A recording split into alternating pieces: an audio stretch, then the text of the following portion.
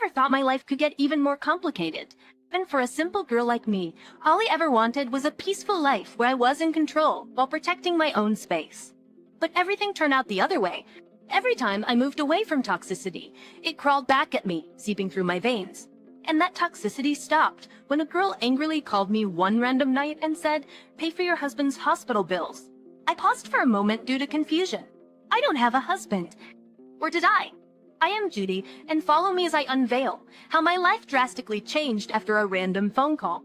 I was sitting at my favorite spot in the house, the balcony.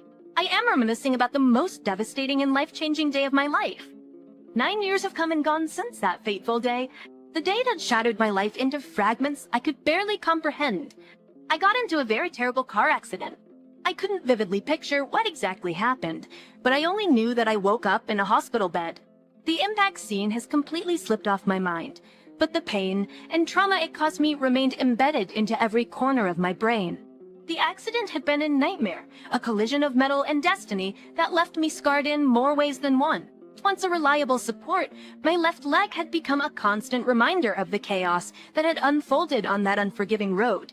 Aside from the post-traumatic disorder I acquired and was diagnosed with after the accident, I also had a terrible injury on my left leg, causing me to limp while walking.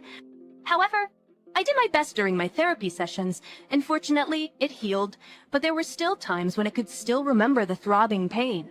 So, imagine, there would be nights when I would have nightmares while sleeping, panic attacks, and sudden depressive episodes. I realized so many things while I was on my recovery. I realized that I could handle myself on my own. So, I decided to stay single and not involve myself in romantic relationships. But time had a way of tempering even the sharpest of pains. However, at 35, I stood firm as ever, intelligent, hardworking, humble, and resilient. My understanding of nature had always drawn me to the mysteries of life, and despite the hardships, I managed to thrive. I fully recovered from my injury, and am so happy living in the present. I'm not worrying much about the future. I just focused my attention on my thriving career, and was very content with my chosen life. A life rich with accomplishments, particularly in my blossoming career. Aside from that, I am also content with the love and support that my parents gave me. They have been my pillar of support and strength. They stood by me when I was struggling with pain and trauma. They served as my rock, my cornerstone, and now I dedicate all my efforts to them. I spoiled them and treated them the way they deserved. Also, I am very grateful to have a significant and genuine support system for my friends, especially my best friend, Trish. We connected deeply, and she told me we had always been close. It feels like the two of us are woven into the fabric of existence together, because we were so connected that we could be friends for good or enemies in the long run. Nonetheless, she's been my best friend for just as long. After my accident, she has been one of my anchors. She never left my side and was with me through the darkest time of my life. Our paths had always been intertwined. We were two peas in a pod, but time had revealed a darker side to her. I could not comprehend how her hatred towards me started, or if it had always been there and she was faking her good treatment towards me. And yet, over time, jealousy clung to her like a shadow. But I paid it no mind, because after all, she was my friend. The subtle hints of her jealousy were bothering me, but I tried my best to shrug it all because I wanted to respect the bond we had for each other. Trish is a year older than me, just due to our closeness. It also happened that we were co-workers. And she was already married, unlike me, who was still enjoying the single life. But despite our closeness, she still refused to reveal things to me, even the most important ones. For example, her husband. The face and entire life of her husband remained a phantom in my world. His overseas work had kept him at a distance, and whenever I asked about her husband, Trish would divert the topic and sometimes get annoyed at me. I am so curious as to why she would act that way. Moreover, our bond does not translate much towards my parents. There was a boiling tension that simmered between my parents and Trish, and the reason for their hatred remained shrouded in mystery, leaving me in the uncomfortable position of trying to keep two conflicting worlds from colliding. And with that, I could not bring Trish to family gatherings or any celebration because my parents disapproved of my friendship. Judy, that girl is a fake. I know you've also noticed that, but her deceptions blind you. She is not a true friend. Dearest, that is not a measurement of true and honest friendship.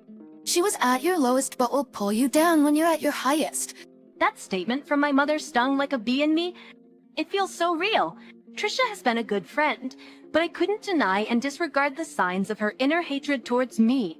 Aside from that, Trisha would keep on pushing me to entertain guys, and that I am already old enough to get married. But no matter how often I tried to explain to her that the single life is comforting, she would still insist on getting me into a relationship. Her attempts were relentless, and she orchestrated blind dates that left me feeling trapped and cornered. It was as if her jealousy had taken control, compelling her to disrupt the tranquility I'd cultivated. She knew all too well that I was happy alone, and she would still force me to go on blind dates. And whenever I showed up to one, it would be another awkward moment. My parents' disapproval did little to sway my determination to keep Trisha in my life. An enduring connection I wasn't ready to sever. Yet her insistence on thrusting me into the world of romantic entanglements was a sore point. I cherished my peace, the freedom that allowed me to focus on my work, and the last thing I desired was to be pushed into a realm of unfamiliar emotions. And with that, the tension between her and my parents grew like a gathering storm, an ominous precursor to the chaos that would soon envelop my life. I told you, right? That girl only wants to destroy you. She's not even respecting everything that you want and your boundaries. Mom, it is okay. She wants me to be happy through a relationship with her. No, that girl is deceiving you. But I stood between all of that. I still became the band-aid that prevents anything from falling apart and from wounding even more. However, my mother's statements came true. I got a promotion from our boss, and am now a supervisor, and technically, Trisha is now under my authority. She was one of the candidates who applied for promotion, and it just happens that I am the one who got the job. And at that moment, her jealousy sprung. It became evident, and she was unafraid to show it to everyone.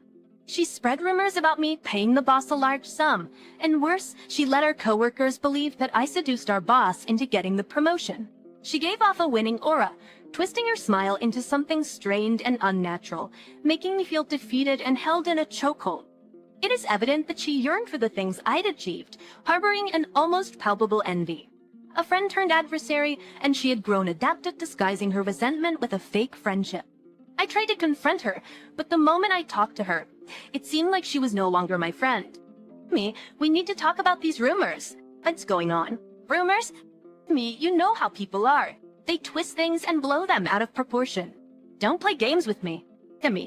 These rumors damage my reputation, and I deserve to know the truth. You're right. It's me. I started those rumors. Why would you do something like that? Oh, come on. Don't act so innocent. You know exactly why. It's payback for stealing the spotlight all these years. Stealing the spotlight? I've never tried to overshadow you. We're friends, not rivals. Oh, please. I've watched you excel while I've remained in the shadows. I wanted everyone to see you for who you are. I can't believe you're admitting this. Our friendship meant nothing to you. Friendship. It was just another way to show off how much better you are. I thought we were there for each other all these years. I thought we were supporting one another. You were naive to think that. I've always resented you, and this was my way of getting back at you. You've shattered my trust in ways I can't even comprehend. Oh, spare me the dramatics. You'll survive without your precious reputation. You're right about one thing. And I will survive this. But I won't let your jealousy and bitterness define who I am. Whatever.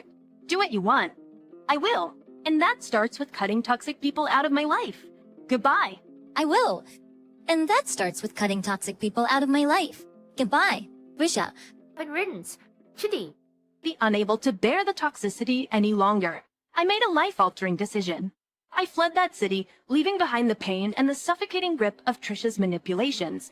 A new town became my sanctuary, where I could rebuild my life on my terms. The simplicity of my surroundings brought a sense of renewal. I felt like I was breathing fresh air for the first time in years. Despite the distance, Trisha's cruelty persisted. Her hatred seemed boundless, her determination to tarnish my name unwavering. She used my image on dating applications, luring unsuspecting victims into her web of lies. I was so shocked when many people called my number and sent me hateful messages telling me I was a catfish and that I ditched them on our dates. That's how I found out about her trying to embarrass me and using my name and face on social media. And the worst, these men even asked for sensitive photos of me. I have known the truth of this late, and Trisha has already tainted my identity all this time. Shame and embarrassment became my unwelcome companions, and the emotional wounds she inflicted cut more profound than any physical scar. Then a sudden cessation of her torment. The silence was unsettling, an eerie calm after a storm. I knew something was off. I heard news that she went abroad and left the city to settle with her husband. For a brief moment, I enjoyed the calmness and silence, but I was intimidated by it, and I was right about it being temporary because a new problem arose. During this lull, a random call came. It was just an ordinary night when I received that call, which genuinely altered the course of my life. Hello, who is this? You need to pay for your husband's hospital bills. I can't believe you'd leave him in this condition. I'm sorry, but I think you have the wrong person. I don't have a husband. Stop lying. I'm your niece and I know what you've done. Niece, I was hoping you could wait a minute. I don't have husband, and don't recognize your voice. What's going on? You really don't remember, do you? You left my uncle, your husband, when he needed you the most. Now he's in the hospital, and you must pay for it. I'm sorry, but there must be a misunderstanding. I've never been married, and I don't have a husband. Are you serious? You honestly don't know who I am. Yes, I'm serious. Can you please explain what's happening? Maybe we can figure this out. I'm your niece. So Emily, my uncle, your husband, had an accident and is in the hospital. The bills are piling up, and I found your number in his contacts. Emily? I don't know what to say. I don't have a husband and never had a niece, because I am an only child. The conversation unfolded like a dream, the girl's anger giving way to shock as I adamantly denied having a husband. Her claims were staggering: illegal documents, undeniable proof of a marriage that had slipped through the cracks of my memory. But I completely denied everything because I don't know any of it, not as much as I remember. This can't be right. Citizens cares. I should be maimed here, and I went down. He thought I am. She said it. Brink. Emily, can you tell me more about your uncle, about my supposed husband? Maybe we can piece together what's going on. I am so confused right now. The sorry, this ours. Give me a meet and talk about that. By Bailey help, these are possibly and imposters. I agreed with her, and we met first thing in the morning. As the truth spilled out, piece by bewildering piece, I learned that I had indeed been married at 26. And the accident from 9 years ago caused me terrible memory loss. My head hurt so much as I have been racking it to remember everything. And then when everything started to make sense, it felt like I was living in a lie. The amnesia that had claimed my memories, it all fell into place. Emily told me that her uncle had an accident with her wife a day after their wedding. And I am that wife. I was so confused about everything that I called my parents, and they came immediately. I wasted no time asking them about the truth. My husband's body had never been found, leading to the assumption of his death. And he is a foreigner in our country, so it is hard to trace him. The trauma had been too much for my parents, who'd hidden the truth from me. And they don't want me to suffer from that traumatic event ever again. And for them, it is best that I would lose those bad memories. But it is unfair. It was my husband. I should have known about it earlier. And then, in a cruel twist of fate, I came face to face with the man I had unknowingly lost. I took the courage to see him, so I booked a flight to where he is right now. I didn't know my world would entirely fall apart as I saw him with Trisha. She stood by his side, tending to him as he lay in critical condition. The pieces of the puzzle fell into place, the reality more surreal than any nightmare. Trisha's husband is my husband? That explains why she would never tell me any details about him, because it is my husband all along. She had stolen him from me, driven by an obsession with my husband. The revelation hit me like a tidal wave, the shock, confusion, and anger all mingling into a potent mix of emotions. Until my husband's soft voice tried to explain, to bridge the gap of lost years. He had been taken from me, hidden abroad as part of Trisha's twisted plot. The man I had loved had been kept from me, all orchestrated by my trusted friend. And the shocking truth. She's been in love with my husband from the start, and she was the one who planned the accident. The weight of the truth settled heavily on my shoulders, crushing me with its gravity. Trisha's motives were bare, her jealousy and malice, all unveiled in the harshest light. She'd manipulated my life, robbed me of love, and spun a web of lies that had trapped us all. Her arrest was a form of poetic justice, culminating in years of pain and betrayal. As I navigated the storm of emotions, my stolen memories began to return like puzzle pieces clicking into place. My husband's recovery became my mission, a path to redemption after the years that had been stolen from us. Trisha's reign of darkness was coming to an end, her web of deceit unraveled. As my husband healed, his strength returning daily, the satisfaction was undeniable. Our love, stolen by Trisha's jealousy, was rising from the ashes. With every passing moment, as I cared for him and held his hand, I found a sense of closeness and a new beginning.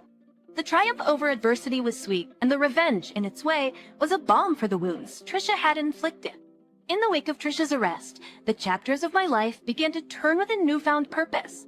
The haze of forgotten memories cleared, revealing the intricate tapestry of my past obscured by lies and manipulation. My husband's presence became a source of strength, a testament to the enduring power of love that had survived years of deception. As I stood by his side during his recovery, I marveled at the resilience of the human spirit. His strength mirrored my journey from the depths of despair to the pinnacle of triumph. With each small victory he achieved, a sense of hope blossomed within me, rekindling the flame of love smoldering beneath the surface. As Trisha's trial loomed, I found myself grappling with conflicting emotions. Anger and betrayal mingled with a deep sorrow for her chosen path. It was evident that her insecurities and jealousy had led her down a dark path, a path that had consumed her and ultimately brought about her downfall. While I couldn't excuse her actions, I couldn't help but recognize the tragic figure she had become. The courtroom drama played out like a script from a movie, and the satisfaction of seeing her face justice was a bitter yet necessary pill to swallow. As the gavel fell, sealing her fate, a sense of closure settled over me like a warm embrace. The weight of her vendetta lifted, leaving room for healing and growth. She was sentenced to life imprisonment, and I know that she deserved it after all the cruelty that she did. With Trisha's chapter closed, a new one began for my husband and me. Our love story, once marred by tragedy and manipulation, now had the chance to flourish in the light of truth. Together, we sifted through the fragments of our past, piecing the missing years and relishing in the simple joys of rediscovery. The stolen moments we had lost were now replaced by a future that held the promise of shared laughter, tears, and unbreakable bonds. As my husband's strength returned, so did our shared dreams. We mapped out plans, rekindled passions, and embarked on a journey to rebuild what had been unjustly taken from us. The support of friends and family, who had rallied around us during the storm, became the pillars of our foundation, reminding us that love could weather even the harshest storms. Thus, with time, the scars of the past began to fade physically and emotionally. The shadows that had once clouded our lives gave way to the warmth of genuine companionship. Trisha's legacy transformed from pain to a poignant lesson about the fragility of trust and the power of resilience. And don't forget to subscribe to the channel, like our videos, and turn the notifications on for new videos and more updates.